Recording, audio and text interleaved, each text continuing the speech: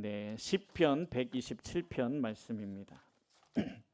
시편 127편 1절부터 5절까지의 말씀을 우리 한 목소리로 다 같이 합독하도록 하겠습니다. 길지 않기 때문에 같이 함께 읽겠습니다. 시편 125편, 제가 가진 성경으로 902쪽에 있습니다. 구약 성경 902쪽 시편 125편 1절에서 5절까지 말씀 네, 죄송합니다. 127편.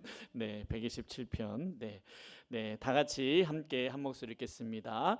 주님께서 집을 세우지 아니하시면 집을 세우는 사람의 수고가 헛되며 주님께서 성을 지키지 아니하시면 파수꾼의 깨어 있음이 헛된 일이다. 일찍 일어나고 늦게 눕는 것, 먹고 살려고 애써 수고하는 모든 일이 헛된 일이다. 진실로 주님께서는 사랑하시는 사람에게 그가 잠을 자는 동안에도 복을 주신다. 자식은 주님께서 주신 선물이요 태안에 들어있는 열매는 주님이 주신 상급이다. 젊어서 낳은 자식은 용사의 손에 쥐어있는 화살과도 같으니 그런 화살이 화살통에 가득한 용사에게는 복이 있다. 그들은 성문에서 원수들과 담판할 때에 부끄러움을 당하지 아니할 것이다. 아멘. 예, 가정의 달을 맞이해서 5월 달에는 가정에 대한 설교들을 하는데 오늘은 어린이 주일이어서 부모님, 자녀에 대한 이야기를 좀 나누려고 합니다. 우리 손주 보신 우리 주광돈 집사님 아직 아기를 못 맞으셨지만 아기를 맞이하기 위해서 100일의 주사? 네, 예방 주사 맞으셨죠? 요즘에 이제 아기를 만나려면 온 가족이 다 주사를 맞아야 됩니다. 예, 이런 상황들이 벌어졌는데 사진 한 장만 잠깐 보여주시겠어요? 예, 여러분 지금 굉장히 논란이 되고 있죠. 유치원 교사를 풍자한. 근데 두 번째 편이 나왔는데 아기가 모기 물렸다고 구급차를 불러야 하는 그런 선생님의 모습이었습니다. 이제 내려주시고요. 그런데 저 사이트에 댓글이 달렸는데 이렇게 달렸습니다. 현직 초등교사의 댓글입니다. 현직 초등교사입니다. 체험학습 한번 갈 때 쏟아지는 민원이 어마어마합니다. 장소가 너무 멀다. 너무 가깝다. 도시락 싸게 해달라. 왜 도시락 싸라고 하냐. 우리 아들에게 친한 친구랑 자리에 앉게 해달라 등등. 심지어 운동회에도 등수를 절대 안 매깁니다. 우리의 상대적 발달감 어쩔 거냐며 민원이 들어오니까요. 상장 수여도 상 받는 친구를 몰래 불러서 줘야 합니다. 공개적으로 줘도 또 그놈의 상대적 박탈감이 문제가 되니까요. 무균실에서 자란 아이들이 만들어갈 사회 정말 기대가 되네요. 저번 영상 보고 눈물 많이 흘렸습니다. 예, 이제 선생님들이 그런 댓글이 있었고요. 여러분 아시는 대로 전국에 312개 초등학교에서 축구가 금지됐습니다. 그래서 수업 시간에 축구하는 건 괜찮은데 자유 시간에 점심 시간에 아이들 축구를 하지 못하도록 금지를 했는데 사실 312개 학교라고 한다면 전국의 초등학교가 몇 개냐면 6,189개예요. 그러면 6,189개 중에 300개 학교라고 하면 몇 개 안 되겠다라고 하는데 지역별로 보면 부산이 303개의 초등학교가 있는데 105개의 학교가 금지를 했고 서울은 605개의 초등학교가 있는데 101개가 금지했습니다. 이유는 딱 두 가지입니다. 아이가 다치면 누가 책임질 거냐. 두 번째는 우리 아이는 축구 못하는데 축구 못하는 아이는 박탈감 느끼지 않느냐. 이 두 가지 민원 때문에 그렇게 됐습니다. 사실 이게 어떻게 밝혀졌냐면 국무총리에게 대정부 질문을 하는 상황 속에서 이게 나왔는데 근데 그 대정부 질문을 보고 교사가 또 이렇게 댓글을 달았습니다. 뭐라고 했냐면 이런 문제를 부각시켜 주신 건 감사한데 오늘 이 방송을 보고 윗분들이 이제 축구하라고 명령 내리면 그 다음 책임은 누가 집니까? 라고 이야기를 했습니다. 선생님들의 반응도 이해가 되고 또 부모님들이 이렇게 말하는 것도 이해가 돼요. 왜냐하면 저도 주원이가 고등학교 다닐 때 갑자기 학교에서 전화가 왔습니다. 축구하다가 지금 운동장에서 다리를 다쳤는데 저보고 와서 데려가라는 거예요. 근데 제 생각으로 좀 이해가 안 됐던 건 아니 애가 다쳤으면 선생님들이나 뭐 학교에서 좀 이렇게 해주면 될 텐데 그래서 제가 달려갔더니 운동장에 쓰러져 있더라고요. 그래서 데리고 제가 가는데 이제 선생님들은 계속 미안하다 뭐 죄송하다 하는데 어쨌든 병원에 데려가서 그냥 치료하고 깁스 좀 하고 이렇게 끝났거든요. 아니 그럴 수 있잖아요. 학교 다니다 보면 축구하다 다칠 수도 있는 건데 근데 선생님들이 굉장히 난감해하는 거예요. 제가 고소할까 봐 제가 선생님들을 고소할까 봐서 되게 미안해하고 그러는 거였어요. 여러분 이해는 되지만 정말 왜 사회가 이렇게 됐을까? 그리고 여러분 이제는 수학여행도 안 간답니다. 근데 이해돼요. 수학여행 가서 위험한 일이 있었잖아요. 그리고 저희 주원이가 뉴스에도 나왔습니다. 여러분 중앙고등학교 제주도로 수학여행 갔다가 태풍 때문에 비행기가 못 뜨는 바람에 뉴스에까지 나왔잖아요. 그 바람에 하루를 공항에서 대기하고 그다음에 이제 비행기가 언제 뜰지 모른다고 해가지고 막 연락이 오고. 근데 사실 여러분 주원이에게는 아무도 할 수 없는 경험을 한 거잖아요. 공항에서 하룻밤을 지내고 수학여행을 하루 더 했고, 사실은 그것도 다 과정이고 추억인데 이러한 부분들이 참 이제는 못하게 되는, 아예 그런 사고가 일어날까 봐서 못하게 되는 이런 상황이 되어졌다는 겁니다.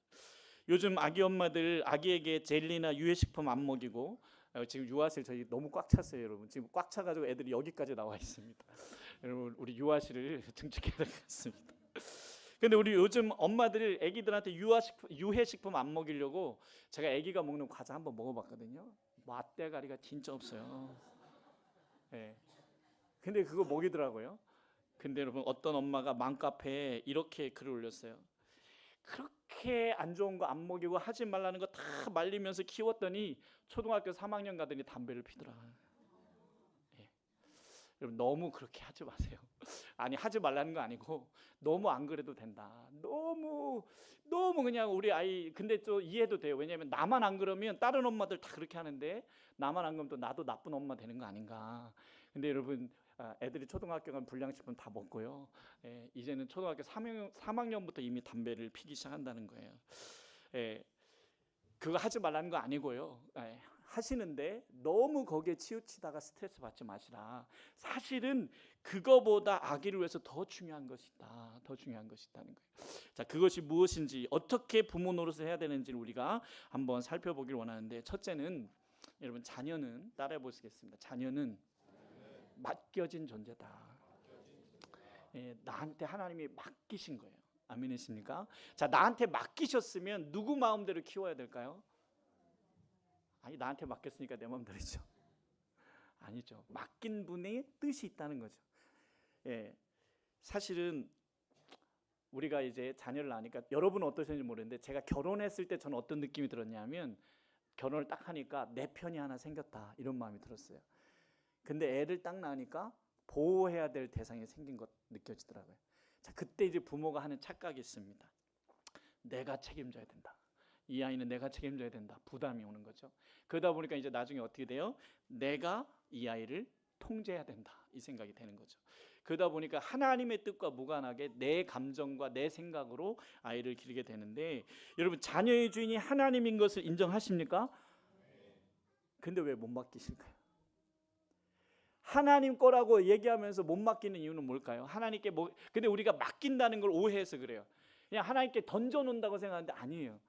이 아이를 하나님이 나한테 주셨으니까 하나님께 맡깁니다. 이 말이 하나님께 그냥 던져놓고 될 대로 되라가 아니라, 여러분 지난주에도 말씀드렸지만 믿음은 믿음치를 상승시키려면 어떻게 해야 되냐면 뭘 해야 되냐면 그냥 잘 될 거야 이건 낙관주의고, 그게 아니라 순종을 해야 믿음이 생기는 거예요. 자, 의사가 수술한다고 했어요. 자, 이제 내일 수술하니까 오늘 밤 몇 시부터 몇 시까지 아무것도 먹지 말고 그리고 오십시오라고 했는데 밤늦게까지 술 먹었으면 수술하러 가는 마음이 어떻겠어요? 믿음이 안 생기잖아요. 수술하다 잘못되는 거 아니야? 의사가 나 쫓아내는 거 아니야? 즉 아이를 하나님께서 나에게 주셔서 내가 이 아이를 하나님의 뜻대로 키우고 하나님께 맡기겠다고 했을 때는 내가 순종을 하고 있을 때 그게 가능한 거예요. 순종을 안 하면서 하나님이 주셨으니까 하나님 알아서 하세요. 이거는 굉장히 무책임한 것이다 라고 하는 겁니다. 그러니까 여러분 우선 첫째는 아이를 하나님이 나한테 맡기신 게 맞다면 이 아이를 위해서 내가 뭘 해야 되냐면 먼저 하나님의 말씀대로 순종을 해야 한다는 거예요. 기도하라고 하면 기도하셔야 되고, 남을 섬기라고 하면 가서 섬기셔야 되고, 용서하라고 하면 용서하시는 이 일을 하고 있어야 하나님께서 이 아이를 책임진다는 믿음이 생기는 거지. 나는 하나님의 말씀대로 안 살면서 하나님이 우리 아들을 책임질 거야, 이거는 굉장히 무책임한 짓이다라고 하는 거예요. 그럼 여러분 하나님의 자녀, 우리에게 맡기신 자녀를 위해서라도 나는 뭘 해야 돼요? 말씀대로 순종하셔야 된다라고 하는 겁니다. 그런데 그거는 안 하면서 내 삶은 내 마음대로 살면서 하나님이 주셨으니까 하나님 책임지세요 이러면 안 된다라고 하는 것이죠. 여러분 따라해 보겠습니다. 엄마의 기도는 자녀를 보호하고 아빠의 기도는 축복의 문을 연다. 자, 그럼 여러분, 기도 안 하는 엄마는 어떻게 될까요? 엄마의 기도는 자녀를 보호하고 아빠의 기도는 축복의 문을 여는데, 기도 안 하는 엄마는 뭔가요? 아이한테 유해한 존재가 된다는 거예요. 기도하지 않는 엄마는 아기한테 보호막이 아니라 유해한 존재가 될 수 있다는 거예요. 그래서 여러분, 기도하셔야 됩니다. 아멘이십니까? 영적 가족들을 많이 만들어 주셔야 돼요. 사실은 저희 아들 주원이가 지금 군대 갔는데 합병하고 제일 큰 은혜를 누렸어요. 합병하고 제일 많은 사랑을 받고 간 것 같아요. 그래서 지도 여기서 받은 사랑이 너무 크니까 군대 들어가는 게 너무 힘들었는데 영적 가족이 생겼다는 거죠. 우리 재훈이를 위해서도 여러분 많이 기도해 주실 거죠. 아멘이십니까? 그래서 영적 가족을 자꾸 만들어 주셔야 되고, 사실 다세포도 하다가 좀 너무 힘드신 것 같아서 지금 조금 보류하고 있는데 여러분 지금 맡았던 아이들 위해서 계속해서 기도해 주시길 바랍니다. 우리 아이들을 위해서 목장에서도 기도해 주시고 영적 가족이 계속해서 있어야 되는데, 자, 그러면 정말 우리에게 맡기신 이 아이를 어떻게 잘 키워야 되나, 이 이야기를 하다가 제가 새벽마다 이제 새벽 멤버가 있어요. 새벽기도 멤버. 우리 이제 최정자 권사님이 저희 새벽기도 멤버거든요. 제가 가서 모시고 오는데, 근데 우리 최정자 권사님 새벽마다 같이 나와서 기도를 하시는데, 근데 지금 아들이 하나 있는데 교회를 안 나오고, 또 우리 아드님이 약간의 장애를 갖고 계셔서 지금 술과 담배로 지금 많이 힘들거든요. 그래서 하나님 앞에, 하나님, 우리 최정자 권사님 저렇게 새벽마다 기도하시는데, 하나님, 우리 아들, 근데 권사님, 제가 이런 음성을 들었어요. 하나님 앞에, 내가 고르고 골라서 최정자 권사한테 맡긴 거야. 내가 최정자 권사 아니면 이 아들을 맡길 데가 없었어. 이런 마음을 주셨어요. 그래서 권사님의 기도가 하나도 헛되지 않습니다. 지금 새벽마다 기도하는데 왜 내 아들은 안 될까? 아니에요. 하나님 다 듣고 계시고 권사님에게 맞아서 맡기셨대요. 그러니까 권사님, 어떻게든 하나님께서 구원하실 거예요. 할렐루야. 그러니까 여러분, 우리들에게 하나님께서 맡기셨을 때 왜 이런 아이를 맡겼을까가 아니라, 하나님께서 맡기실 땐 다 이유가 있다. 그리고 하나님이 책임지신다. 다만 우리에게 맡기셨으니까 우리는 어떻게 해야 돼요? 그분이 나에게 맡기신 뜻대로 이루어지도록 내가 그것을 해야 되는데, 그게 뭐냐니까, 내가 하나님의 말씀에 순종하는 거예요. 아이를 뭐 어떻게 하고 저렇게 하고가 중요한 게 아니라, 하나님께서 나에게 아이를 맡겨주신 내가 하나님의 말씀대로 순종할 때 하나님께서 그 다음은 책임져 주신다. 근데 그거는 안 하면서 우리 아이 좀 복 주세요, 우리 아이 좋은 대학 가게 해주세요 이러면 하나님은 목적에서 이탈했기 때문에 그렇게 할 수 없다는 거예요. 여러분, 우리 유아실에 있는 어머니 아버지도 잘 들으세요. 교육보다 더 중요한 것이 있는데, 그것은 신명기 6장 7절 말씀입니다. 신명기 6장 7절 우리 다 같이 읽겠습니다. 자녀에게 부지런히 가르치며 집에 앉아 있을 때나 길을 갈 때나 누워 있을 때나 일어나 있을 때나 언제든지 가르치십시오. 무슨 말이냐면 교육보다 더 중요한 게 전수입니다. 전수. 그래서 내가 가진 것을 가르치는 게 아니라 내가 가르치는 게 아이한테 그냥 전달이 돼야 되거든요. 자, 우리 히브리 말을 잠깐 한번 보시도록 하겠습니다. 조금 어렵긴 하지만 히브리 말 한번 띄워주시면, 자, 저게 무슨 말이냐면 라마드, 따라하고 있습니다. 라마드. 근데 히브리 말은 한자처럼 우리처럼 왼쪽에서가 아니라 오른쪽에서 읽어야 돼요. 그래서 저게 라마드라는 뜻인데, 기본 뜻이 뭐예요? 배우다, 익히다. 확장의 의미는 다른 사람에게 가르치다. 그럼 여러분, 이게 가르친다는 뜻이에요? 배운다는 뜻이에요? 두 가지가 복합적으로 같이 있어요. 그래서 라마드라고 하는 뜻은 뭐냐면 가르침과 배움이 같이 혼용되어 있습니다. 이건 관계적인 용어예요. 가르치는 사람과 배우는 사람의 관계적인 용어. 그다음에 두 번째 단어가 있는데, 두 번째 단어는요, 따라하시겠습니다. 야라. 야라. 이것도 오른쪽에서 읽는데 기본 뜻이 뭐예요? 쏟아 던지다예요. 이것은 의미가 방향을 제시하는 겁니다. 그래서 방향을 제시해서 인도한다는 뜻이에요. 그래서 여러분, 야라랑 비슷한 발음이 토라라는 건데, 토라 여러분 많이 들어보셨죠? 토라가 뭐예요? 모세의 오경을 토라라고 하잖아요. 율법. 이것이 바로 하나님의 가르침이라, 이런 뜻이거든요.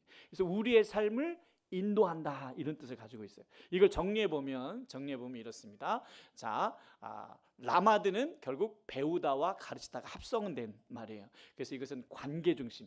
배우는 사람과 가르치는 사람이 지식 전달이 아니라 관계, 그들의 삶의 전수를 이야기하는 거고, 그 다음에 이제 야라라는 말은 뭐냐면 앞서서 인도하는 겁니다. 앞서서 내가 앞서가면서 인생을 경험해 가면서 뒤따라오는 사람이 실수하지 않고 오히려 내가 실수를 밟아봐서 바른 길로 갈 수 있도록 인도해 준다. 그럼 결론은 뭐예요? 부모는 자녀에게 먼저 하나님의 말씀대로 해보고 그것을 그대로 전달해 준. 그래서 내 삶을 통해서 하나님의 말씀이 어떻게 이루어지는지를 아이에게 보여줘야 한다, 이런 이야기입니다. 그러면 어떻게 되겠어요? 내가 말씀대로 해봐야 되는 거죠.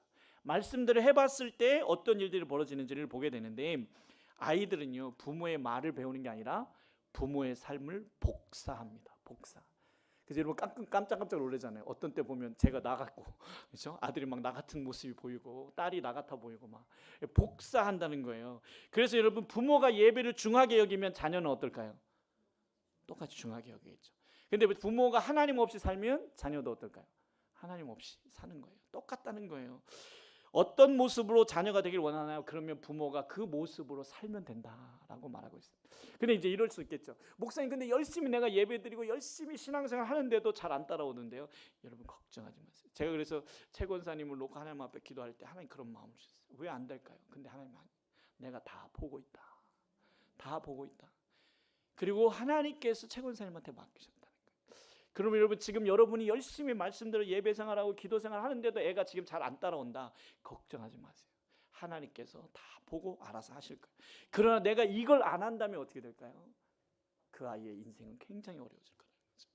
그래서 여러분 먼저는 내가 맡은 자로서 내가 내 순종을 잘 해야 한다는 것을 이야기하고 있습니다. 군대 간 주원이니까 한 가지 믿는 것이 있어요. 새벽 5시 반이면 엄마가 어디 있다는 걸 걔는 알아요. 엄마가 새벽에 기도하고 있다는 걸 알아요. 수요일에는 우리 엄마는 어디에 있더라? 우리 재훈이는 압니다. 우리 재훈이 수요일날 엄마가 어디에 있더라? 교회에 있죠. 네, 수요 예배 드리고 있다는 걸 알아요. 여러분 자녀들이 큰 일이 벌어졌을 때 엄마 아빠가 집에 없어요. 엄마 아빠가 어디 있을까? 그때 뭐가 떠올라야 돼요? 근데 술집이 떠오르면, 여러분 아이들은요 알아요. 문제가 생겼을 때 엄마 아빠는 누구를 의지하는지, 술을 의지하는지, 점집을 의지하는지, 하나님을 의지하는지 아이들은 느낀다는 거예요. 그러면 우리의 삶 속에서 먼저 부모가 하나님의 말씀대로 하려는 모습을 가져야 된다는 겁니다. 자, 우리 유아실 잘 들으세요. 아기 낳느라고 양육하느라고 수요 예배 포기하셨던 분들 이제 수요 예배에 서서히 다시 시작하셔야 됩니다. 여러분 육아가 면제부가 될 수는 없어요. 육아에 전념해야 될 시간이 있지만 그러나 또 아이가 이제 자라났으면 다시 수요 예배에 나오셔야 합니다. 예, 여러분 수요 예배는 드려도 되고 안 드려도 되는 게 아니에요. 여러분 참 신기한 건 뭐냐면요, 법이 없으면 안 지켜도 됩니다. 무슨 말인지 이해되세요? 나라에서 법으로 안정한 것은 안 지켜도 불법이 아니에요. 그러나 안 좋은 법이라도 법으로 입법을 하게 되면 어떻게 돼요? 그 다음에는 지켜야 돼요. 여러분 우리가 금요 예배가 없는 게 얼마나 다행이에요. 금요 예배도 나오셔야 되는데. 그러나 수요 예배를 드리잖아요. 그럼 수요 예배 드려야 돼요, 안 드려야 돼요? 드려야 되는 겁니다. 드려야 되는 거예요. 근데 이런 분들이 있어요. 수요 예배 드리러 가자. 수요 예배를 드리러 가는 사람들 있어요. 마치 아니에요, 여러분. 수요 예배, 교회에서 수요 예배가 없으면 안 드려도 되는데 금요 예배 없으니까 안 드리시는 거잖아요. 수요 예배가 있잖아요. 그러면 드리셔야 되는 거예요. 그래서 여러분 어쩔 수 없어서 정말 직장이나 뭐 어떤 상황 때문에 할 수 없다면 어쩔 수 없지만 아니라면 드려야 되는데, 그럼 여러분 이렇게 또 질문하겠죠. 목사님, 목장 모임과 수요 예배 둘 중에 하나만 선택해야 되면 어디를 가야 될까요? 여러분 어디를 가야 될까요? 목장 모임을 가십시오. 목장이 우선입니다. 목장에서 돼야 주일 예배와 같이. 그래서 주일 성수는 우리가 다 같이 해야 되는 거고 수요 예배는 우리가 교회에서 하니까 드려야 되긴 하는데 목장과 수요 예배 둘 중에 하나밖에 할 수 없다면 목장 모임에 가서 거기서 같이 신앙생활에서 주일로 연결이 되셔야 돼요. 예. 자, 어찌됐든 중요한 건 여러분 피곤함도 바쁨도 핑계 될 수 없다. 하나님이 받으시는 예배지 나를 위한 예배가 아니에요. 하나님께서 들으시는 기도고 그래서 다시 시작을 하셔야 됩니다. 그래서 우리 아이가 생각할 때 엄마 아빠가 문제가 생겨서 지금 집에 안 계신데 어디 있을까? 어디 있을까요? 교회에 있다. 할렐루야. 그러면 안심이 되는데 어떡하지? 어디 가셨을까? 한강 가신 거 아니야? 뭐 이러면 큰일 난단 말이죠. 예. 근데 감사한 건요, 요즘 제가 교회에 있으면 우리 교회 좋은 게 뭐냐면 현관문 삐삐삐 이게 들리거든요. 1층 현관문. 교회 낮에 오시는 분들이 많아요. 뭐 하시는가 가만히 보면 교회 가서 여기 오셔서 기도하고 가세요. 저희 그때 깜짝 놀랐어요. 낮에도 밤에도 와서 기도하고 가시는구나. 여러분, 하나님이 그거 보셔요, 안 보세요? 다 보고 있다. 결론은 내가 어떻게 하냐에 따라서 나에게 맡겨진 아이의 인생이 달라질 수 있다는 것을 기억하셔야 돼요. 우리 엄마는 하나님 없이는 안 되는구나. 이게 느껴져야 돼요.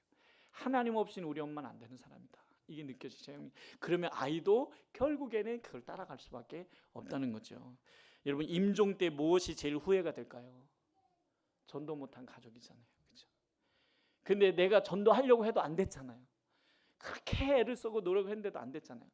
그럼 여러분, 내가 하나님 앞에 호소할 수 있는 건 뭐예요? 내가 주님 앞에 순종한 것을 받으시고, 내가 주님 앞에 애쓴 걸 받으시고 저들을 구원해 주세요. 할렐루야. 히스기야도 그렇게 기도하잖아요. 너 이제 죽는다 하니까 하나님, 내가 그동안 하나님 앞에 한 것을 기억해 주시고, 물론 잘만 했겠어요? 못한 것도 있죠. 그러나 하나님 앞에 내놓을 건 뭐예요? 내가 잘한 거라도 내놔야 되잖아요. 말씀대로 한 거라도 내놔야 되잖아요. 하나님 그걸 갖고 호소했는데, 놀라운 건 하나님 그 기도를 들어주셨다는 거죠. 아멘이십니다. 네, 이제 자녀의 미래는 누구의 손에 달려 있습니까? 하나님의 손에 있는 게 맞습니까? 그럼 하나님의 손에 내 자녀의 미래가 달려 있으면 이제 나는 어떻게 해야 될까요? 맡은 부모로서 어떻게 해야 될까요? 내 신앙에서 순종하셔야 된다. 아이를 어떻게 가르치고 이게 중요한 게 아니고, 아이는요, 여러분, 하나님이 알아서 잘 키우실 거예요.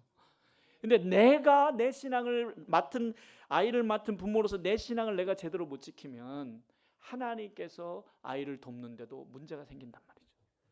그럼 여러분, 나는 부모로서 내 신앙에 온전한 충성을 다하셔야 돼요. 그러면 하나님께서 그 모습을 보시고 지금은 아닐지 몰라도 그 아이의 평생을 책임지실 것을 믿습니다. 저는 그래서 최권사님 놓고 기도하다 마음에 부담이 있었는데 저는 평안을 얻었어요. 하나님께서 다 알고 계시구나. 하나님께서 책임지시겠구나. 아멘. 그럼 여기 지금 아직 자녀들이나 가족들이 교회 안 나오시는 분들도 그것을 믿으세요. 하나님이 하시겠구나. 그러면 나는 지금 뭘 해야 되나? 내가 하나님 앞에서 최선을 다해야 되겠구나. 그러면 하나님 그거 보시고 함께 하신다는 겁니다. 오늘 시편 127편 1절에서 3절 말씀을 다 같이 한번 다시 읽어보시겠습니다. 다 같이 읽겠습니다. 주님께서 집을 세우지 아니하시면 집을 세우는 사람의 수고가 헛되며, 주님께서 성을 지키지 아니하시면 파수꾼에 깨어 있음이 헛된 일이다. 일찍 일어나고 눕게 눕는 것, 먹고 살려고 애쓰고 수고하는 모든 일들이 헛된 일이다. 진실로 주님께서는 사랑하시는 사람에게는 그가 잠을 자는 동안에도 복을 주신다. 자식은 주님께서 주신 선물이요, 태안에 들어있는 열매는 주님이 주신 상급이다. 아멘. 여러분, 자식이 주님이 주신 선물 맞아요? 왼수 같은데? 여러분의 십자가 아니신가요? 어떤 분한테 물어보세요. 당신의 십자가 뭡니까? 저 말썽꾸러기 자식이에요. 어떤 분은 저 원수 같은 남편이 제 십자가입니다. 여러분, 아니에요. 십자가는 남편이 아니고 자식이 아닙니다. 십자가는 하나님께서 나에게 주신 사명이 십자가지. 내 자식을 십자가로 짊어지니까 힘들어요, 안 힘들어요? 너무 힘든 거예요. 십자가가 아닌데. 자식은 십자가가 아닙니다. 하나님께서 나에게 축복의 선물로 주신 거예요. 내가 하나님 앞에 순종하면 순종할수록 이 아이는 축복의 선물이 될 거예요. 그러면 여러분, 아이가 십자가가 아니에요. 자, 우리 마태복음 한번 볼까요? 마태복음 16장 24절 말씀 다 같이 있습니다. 그때 예수께서는 제자들에게 말씀하셨다. 누구든지 나를 따라오려거든 자기를 부인하고 제 십자가를 지고 나를 따라오너라. 근데 여기서 제 십자가 뭐냐 했더니 다 가족이라고 생각하는 거예요. 가족이 십자가가 아닙니다. 여러분, 여기서 예수님을 따라오려거든 자기를 부인하라는 말이 뭘까요? 자기 부인하라는 말이 뭘까요? 제 아내를 말하는 게 아니고요. 자기 부인. 자기 부인은 계급장을 떼라는 겁니다. 계급장. 내가 사회에서 어떤 사람인데, 내가 교회에서 장로인데, 권사인데, 이런 계급장 다 떼고 예수님을 따라오려면 어떻게 하라는 거야? 다 평신도해야 돼. 목사도 평신도해야 돼. 예수님 앞에는. 아멘이십니까? 다 계급장 떼고. 그러니 나보다 누가 더 높아야 돼요? 나보다 남을 더 낮게가 아니고 낮게 여기고. 그렇죠? 그 다음에 제 십자가를 지는데 여기다가 자기 남편, 자기 아내, 자기 자식, 자기 시어머니를 짊어졌으니까 이게 너무 힘든 거예요. 이건 십자가가 아니에요. 십자가가 아니에요. 그분들은 사실 나를 위해서 하나님께서 주신 선물과 장치들일 뿐이에요. 그러므로 내가 내 사명에 충실하면 하나님이 어떻게 하겠다는 거예요. 그 나머지는 내가 책임지겠다. 근데 우리는 거꾸로였죠. 여기에다가 이 사람에게다가 이 자식에게다가 여기에 막 집중하고 여기에다가 다 모든 걸 쏟았단 말이에요. 그게 아니라 네가 하나님 앞에서 네 사명을 잘하면 하나님이 그 모든 것을 책임져 주시겠다는 말씀이에요. 그래서 여러분 이제 우리는 이 2026년 5월 달을 맞이하면서 내 자녀들 하나님께서 주신 선물이 맞는데 이 선물을 어떻게 내가 선물로서 양육하고 감당할 것이냐 했을 때 내 몫을 다하라는 겁니다. 내 몫을. 그래서 내 몫을 다할 때 하나님께서 어떻게 하시냐면 그것을 보시고 자녀에게도 복이 흘러가게 해 주신다는 겁니다. 그런데 우리는요 하다가 자녀가 안 되는 것 같고 자녀가 좀 뭐 이제 안 되는 것 같으면 어떻게 돼요? 내가 해야 될 몫도 다 포기해 버려요. 근데 내가 해야 될 몫을 포기해 버리면 정말 소망이 없는 거예요. 그렇게 되면 우리 아이가 살 가능성이 없는 거예요. 그런데 안 되는데도 내가 엄마로서 내가 아빠로서 나의 역할을 최선을 하나님 앞에 다하면 하나님이 그걸 보시고 아이에게 역사하신다는 거죠. 아멘. 그러면 여러분 소망을 가지세요. 지금 내가 잘하면 이것이 내 아이에게 흘러갈 것이다. 아멘. 예. 지금 내가 제대로 안 하면 이게 또 아이한테 흘러갈 것이다. 이걸 우리가 기억하셔야 돼요.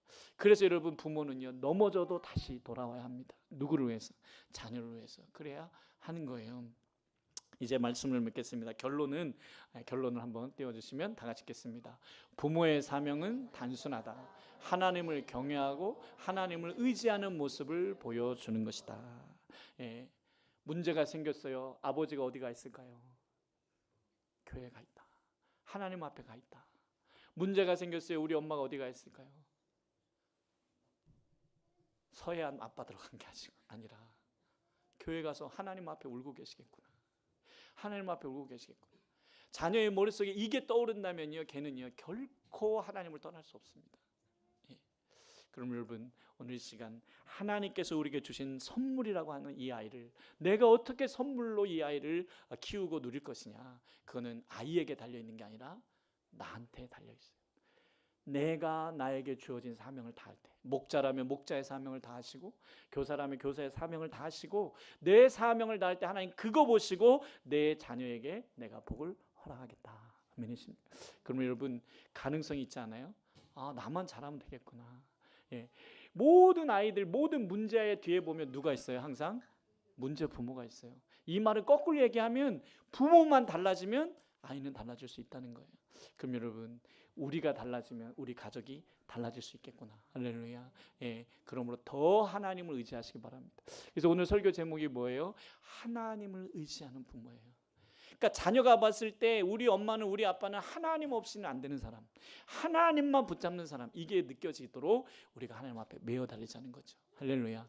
한번 해보시라니까요. 하나님이 어떻게 역사하시는지. 예, 우리 이 시간 다 같이 함께 기도하실 때에